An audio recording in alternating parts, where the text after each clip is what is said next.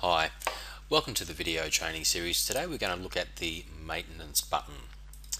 Now we select this, it wants to actually close the system. So if we have another part module open, for instance content, and then we go to maintenance, it's going to give us a warning. Please close any other programs. So we go OK to that, minimize. So we go to maintenance, we go to yes. Okay, we have it set up on the simple method. There are two methods. There's a multi-site feature and just a single site feature. This is the single site feature, and we're just going to look at backing up and restoring. As the database is actually kept on your computer, it's a very good idea to do backups of the website and get them off your computer. For instance, save them to an external hard drive, or you can even email to another computer or a CD. But backing up is a vital part. Now, so we go click to backup, and we're going to select my desktop, and we have a folder made saying backups. Now, what I do with all my backups is I put the date in there in reverse order. So 2011 0523. Now, by doing this, every time you make a backup, your latest backup will be on the bottom. And backups are good too, because if you have a backup, say from yesterday, and then today you started making some changes on your site and you didn't like it, you can always revert back to yesterday's backup. So we go save. Okay, and that has now been created. Okay, we'll open the system again. Now this time we're going to go through and we're going to restore. So we click maintenance, click yes. This time we select restore. Click to restore. Okay, we're now on our backups folder on our desktop, and we're going to restore this file.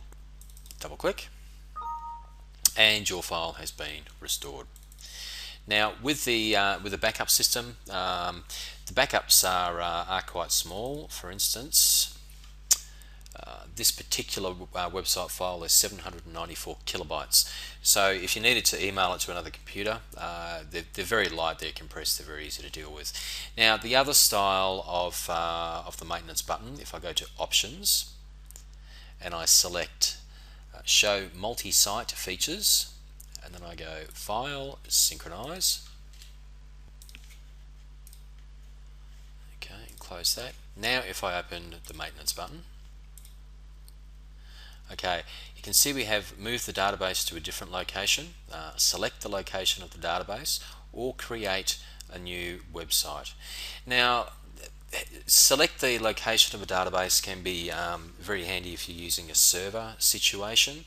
So you could select that, select location, find your server and go OK, and then the database will be stored there. If you want to move your database to a different location, you select that and move database, and you can move it to anywhere on your computer or My Documents, wherever you like. So for instance, you might have two websites and you might decide to keep the database in My Documents, one folder called website 1 and the other one called website 2. So that's where you actually select those locations for the database.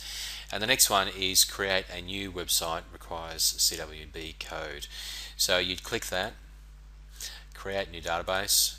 It will ask you where you want to save the database, and then once you select an area, it'll create a database. Then it will ask you for a new CW code, which is available from our website on when you download that.